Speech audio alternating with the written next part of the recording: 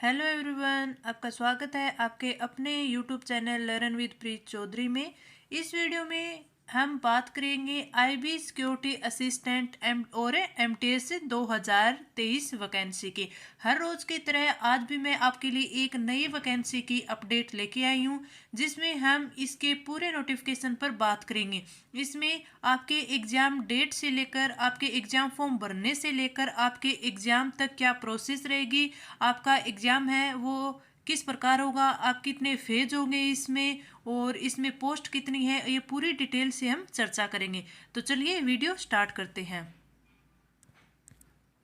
सबसे पहले हम इस वैकेंसी के बारे में थोड़ा सा देख लेते हैं कि ये वैकेंसी है क्या। ये वैकेंसी आपकी आईबी ऐसे एग्जीक्यूटिव एमटीएस और यानी दो पोस्ट होगी इसमें। एक तो होगी इसमें सिक्योरिटी असिस्टेंट की, दूसरी होगी आपकी एमटीएस की, यानी आपकी दो पोस्ट पर है ये वैकेंसी है। तो इसमें कितनी पोस्ट होंगी ये पूरी हम देखते हैं। तो इसमें 1675 पोस्ट होंगी, दोनों पोस्ट, यानी आपके सिक्योरिटी असिस्टेंट और एमटीएस इन दोनों की है वो 1675 है पोस्ट। अब आगे हम इसमें देखेंगे कि सिक्योरिटी असिस्टेंट की पोस्ट है वो कितनी है, एमटीएस की पोस्ट है वो कितनी है।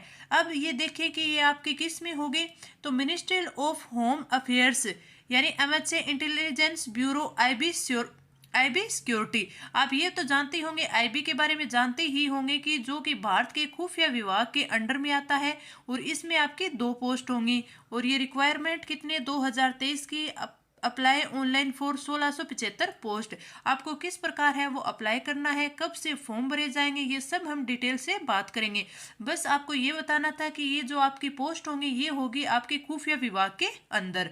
और ये जो आपकी पोस्ट आई है ये आपकी जोनल वाइज है, यानी आप जिस जोन से आएंगे, जिस जोन में आपको ये वैकेंसी चाहिए, मीन्स कि जिस जोन में आपको जॉब करनी है तो आप फॉर्म भरे। तो आप थोड़ा ये ध्यान रखिएगा, फॉर्म अप्लाई करने से पहले थोड़ा ये जरूर देख लेना कि आप किस जोन से आते हो, किस जोन से आते हो और आपको किस जोन में है वो फॉर्म अप्लाई करना है। तो जिस टाइम आप फॉर्म अप्लाई करोगे तो उस जोन की पूरी डिटेल से देख लेना कि उसमें आप किस कैटेगरी से आते हो और उसकी डिटेल वैकेंसी यानी उस कैटेगरी में है आपकी पोस्ट है वो कितनी है, ये पूरी आप फॉर्म भरते टाइम में देख लेना। अगर आप दोनों पोस्ट के लिए एलिजिबल हो तो आप दोनों के लिए भी अप्लाई कर सकते हो, यानी दोनों के एग्जाम दे सकते, आप एग्जाम दे सकते हो। हाँ, इसकी जो एग्जाम प्रोसेस है, सिलेक्शन प्रोसेस है, वो थोड़ी थोड़ी अलग है, क्योंकि जो आपके एमटीएस है इसमें आपके दो फेज होंगे और आपके जो सिक्योरिटी असिस्टेंट है आपके इसमें 3 फेज होंगे। ये पूरी हम डिटेल से आगे देखते हैं। तो चलिए आगे देखते हैं। आगे देखें तो आपके लिए इंपॉर्टेंट डेट्स कौन सी होंगी, यानी आपकी एक ये फॉर्म भरने की डेट है। तो इसकी स्टार्टिंग डेट थी आपकी 28 जनवरी, जो कि आपकी जा चुकी है, यानी अभी इसके फॉर्म है वो चल रहे हैं, अभी फॉर्म भरे जा रहे हैं।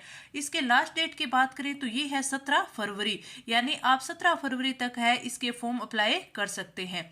आगे बात करें तो आगे इसमें है एप्लीकेशन फीस के बारे में। अगर आप जनरल ओबीसी ईडब्ल्यूएस है तो आपकी जो एप्लीकेशन फीस होगी वो होगी 500 रुपये। SC ST की एप्लीकेशन फीस होगी 450 रुपये। ऑल कैटेगरी फीमेल है उनकी भी अगर बात की जाए तो उनकी भी 450 आपकी एप्लीकेशन फीस रहेगी। तो ये आपकी एप्लीकेशन फीस के बारे में थी। आपकी ये देख लीजिएगा, ये थोड़ा ध्यान रखिएगा कि आपकी जो एप्लीकेशन करने की जो स्टार्टिंग डेट थी वो थी 28 जनवरी, जो कि पीछे जा चुकी है, यानी आपकी अभी फॉर्म है अप्लाई करने की, अप्लाई कर सकते हैं, अभी इसकी डेट चल रही है। अब इसकी लास्ट डेट की बात करें तो ये है 17 फरवरी। अब आगे बात करते हैं, इसकी हम आगे बात करेंगे कि आपके इसमें एज लिमिट कितनी है। आपकी एज लिमिट देखिए तो एज ऑन 17/2/2023, यानी जो आपकी फॉर्म अप्लाई करने की लास्ट डेट है उसी के हिसाब से आपकी जो है एज लिमिट है वो देखी जाएगी। अगर इसमें मिनिमम एज की बात करें तो 18 ईयर्स, मैक्सिमम एज की बात करें तो 25 ईयर्स जो एमटीएस पोस्ट के लिए है। और सिक्योरिटी असिस्टेंट के लिए अगर आपकी एज देखी जाए मैक्सिमम तो ये है आपकी 27 ईयर्स, यानी ये आपकी है वो एज लिमिट है 18 ईयर से 27 ईयर तक। अगर आप एमटीएस पोस्ट के लिए अप्लाई करना चाहते हैं तो आपकी मैक्सिमम ईयर होगी 25 ईयर। अब आगे इसमें बात करते हैं, आगे हम बात करेंगे कि जो 1675 पोस्ट है उनमें से अगर हम असिस्टेंट सिक्योरिटी असिस्टेंट की बात करें तो उनकी पोस्ट है 1525 पोस्ट है। और एमटीएस की बात करें तो उनकी 150 पोस्ट है। तो आप देख लीजिएगा, अगर आप दोनों के लिए एलिजिबल है तो आप दोनों के लिए फॉर्म अप्लाई कर सकते हैं। इनकी आप ये जो क्वालिफिकेशन है ये देख लीजिएगा। Class 10th matric exam pass in any recognise board in India, और आप यहाँ के रहने वाले हो, तो इस हिसाब से आपकी जो एलिजिबिलिटी होगी वो होगी 10th पास। अगर आपने 10th पास कर रखी है तो आप दोनों के लिए एलिजिबल है। साथ में आप ये देख लीजिएगा, आप क्योंकि ये है वो जोन वाइज है, आपके फॉर्म में भरे जाएंगे, यानी आप जिस जोन में आते हो आप उस जोन से ये फॉर्म अप्लाई कर सकते हैं। दूसरी बात ये देखिएगा, क्योंकि इसमें आप देखिएगा जो आपकी सिक्योरिटी असिस्टेंट है, आपके इसमें 3 फेज हो गए। फर्स्ट फेज होगा वो दोनों का सेम होगा, चाहे आपके सिक्योरिटी असिस्टेंट हो या मल्टीटास्किंग स्टाफ यानी एमटीएस हो। फर्स्ट आपके जो फेज होगा उसमें क्या होगा मैं आपको थोड़ा बता देती हूँ। फर्स्ट फेज है, फर्स्ट फेज में आपका जो एग्जाम होगा यानी ऑब्जेक्टिव टाइप क्वेश्चन आएंगे।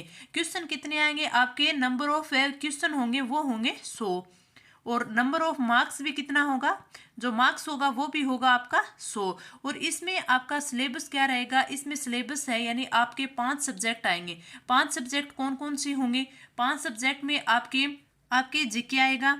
जीके के है वो 25 क्वेश्चन होंगे और 25 नंबर के होंगे।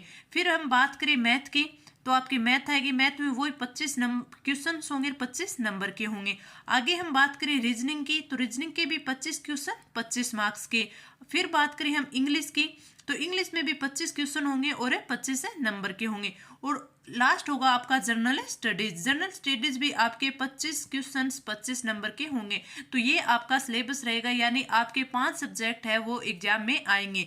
तो यानी 25-25 इसके क्वेश्चन होंगे, तो आपके 100 क्वेश्चन होंगे। जीके और जनरल स्टडीज इन दोनों के मिला के आपके 25 क्वेश्चन आएंगे।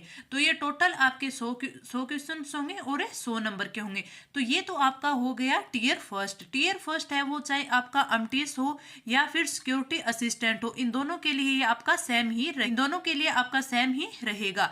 अब आगे बात करें हम सेकंड फेज की। सेकंड फेज में आपका डिस्क्रिप्टिव टेस्ट होगा। डिस्क्रिप्टिव टेस्ट होगा, उसमें आपको क्या होगा, उसमें जो ये आपका होगा ये ऑफलाइन होगा। क्या होगा, ऑफलाइन होगा। और इसमें होगा क्या कि जिस जोन में एग्जाम के लिए आप जिस जोन से अप्लाई करेंगे, तो आप देख लीजिएगा कि उस जोन की है वो लोकल लैंग्वेज क्या है। जैसे मान लीजिए कि आप गुजरात से अप्लाई करते हैं तो वहाँ की गुजराती हो जाएगी, आप बाहर यूपी से करते हैं तो वहाँ की हिंदी हो जाएगी। किसी भी जोन से आप है वो अप्लाई करते हैं तो आप उस जोन की लोकल लैंग्वेज है आप ध्यान से चेक कर लीजिएगा, क्योंकि उसी में आपका जो टीयर 2 है डिस्क्रिप्टिव टेस्ट होगा वो होगा। और ये क्या होगा, ये आपका ऑफलाइन होगा। और इसमें होगा क्या, इसमें आपको 500 वर्ड्स का है वो पैराग्राफ मिलेगा। और ये पैराग्राफ है या तो आपके लोकल लैंग्वेज में होगा, जिस जोन से आपने अप्लाई किया है तो उसके लोकल लैंग्वेज में होगा, या फिर आपको इंग्लिश में दिया जाएगा। और इसमें होगा क्या, अगर आपको इंग्लिश में ये पैराग्राफ दिया जाएगा तो आपको लोकल लैंग्वेज में इसको कन्वर्ट करना है, ट्रांसलेट करना है। और अगर आपको लोकल लैंग्वेज में ये पैराग्राफ दिया जाता है तो आपको इंग्लिश में इसे ट्रांसलेट करना होगा। तो इनका फुल मीनिंग ये देखें तो ये बनता है कि आपको लोकल लैंग्वेज की है वो अच्छे से नॉलेज होनी चाहिए। ये आपका टीयर 2 होगा, ये आपका 40 मार्क्स का होगा। और आपको इसमें टाइम मिलेगा 1 आवर का। 1 आवर का इसमें आपको टाइम मिलेगा, 40 मार्क्स का होगा। और आपको ये 500 वर्ड्स का एक पैराग्राफ मिलेगा। ये तो आपकी बात हो गई फेज 2 की। अब बात करें अगर एमटीएस पोस्ट की बात करते हैं और इस साइड आप सिक्योरिटी असिस्टेंट की बात करते हैं, तो एमटीएस में आपके फर्स्ट फेज और सेकंड फेज 2 होंगे। इसमें आपके फर्स्ट फेज, सेकंड फेज और थर्ड फेज, इसमें 3 होंगे आपके। तो ये जो फर्स्ट फेज और सेकंड फेज है ये तो सेम ही रहेगा। इसमें आपके सिक्योरिटी असिस्टेंट होगा, इसमें आपके सेकंड फेज में ये तो होगा ही होगा, डिस्क्रिप्टिव टेस्ट तो होगा ही होगा। इसके साथ ही आपके क्या होगा, इसमें होगा स्पोकन एबिलिटी होगी। इसमें ये चेक किया जाएगा कि आपको जो लोकल लैंग्वेज आपने जो इसमें देखी है, आपने भरी है लोकल लैंग्वेज, यानी जिस जोन से आपने भरा है उस जोन की आपको लोकल लैंग्वेज है उसकी कितने अच्छे से आपको जानकारी है। तो ये आपका 10 नंबर का होगा। और ये एमटीएस के लिए नहीं होगा, ओनली फॉर ये सिक्योरिटी असिस्टेंट के लिए होगा, एमटीएस के लिए ये नहीं होगा। तो ये तो आपकी फेज फर्स्ट और सेकंड की बात हो गई। अब सिक्योरिटी असिस्टेंट है, इसके अगर हम फेज थर्ड की बात करें तो इसमें फेज थर्ड में क्या होगा, इसमें होगा आपका इंटरव्यू होगा, और इंटरव्यू ये होगा आपके 50 नंबर का होगा।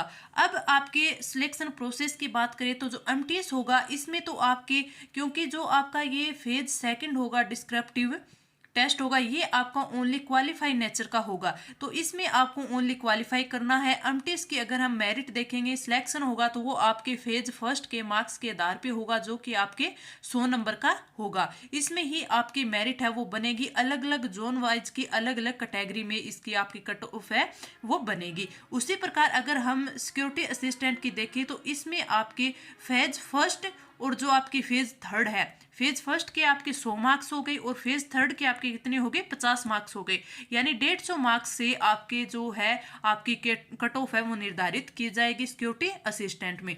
तो ये तो आपका हो गया सिलेक्शन प्रोसेस। और इसमें एक अच्छी बात मेरे को ये लगी कि जो आप जोन वाइज है वो आप फॉर्म अप्लाई करेंगे तो आपको उसी जोन में है वो आपको पोस्टिंग मिल जाएगी। यानी आप ये देखिए, आप चाहे एमटीएस के लिए हो या फिर आप सिक्योरिटी असिस्टेंट के लिए हो, आप जिस जोन से फॉर्म अप्लाई करते हैं तो फाइनल सिलेक्शन के बाद आपको उसी जोन में जो रीजनल ऑफिस होते हैं उन्हीं में आपको पोस्टिंग दी जाएगी। तो ये इसकी सबसे बड़ी अच्छी बात है। अब आपके एग्जाम की मैंने आपको पूरी बता दी, हाँ, और इसमें 1/4 है, इसमें नेगेटिव मार्किंग भी रहेगी। तो ये मैंने आपको पूरा आपका एग्जाम का प्रोसेस बता दिया है, सिलेक्शन प्रोसेस बता दिया है। अब अगर हम इसकी सैलरी की बात करते हैं तो अगर सिक्योरिटी असिस्टेंट की बात करें तो इसमें आपकी इन हैंड सैलरी है जो आपकी स्टार्टिंग होगी वो होगी 32,000 से, इन हैंड सैलरी होगी वो होगी आपकी 32,000, और इसकी लास्ट जो सैलरी होगी यानी 32,000 से 80,000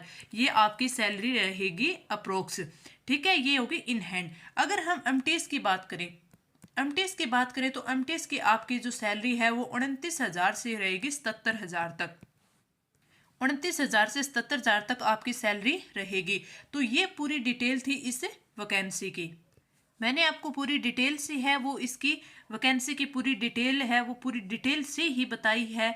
तो जो भी बच्चा इस वैकेंसी के लिए अप्लाई करना चाहता है तो वो आज ही इसमें अप्लाई कर दे, क्योंकि इसकी जो आपकी लास्ट डेट है वो है 17 फरवरी।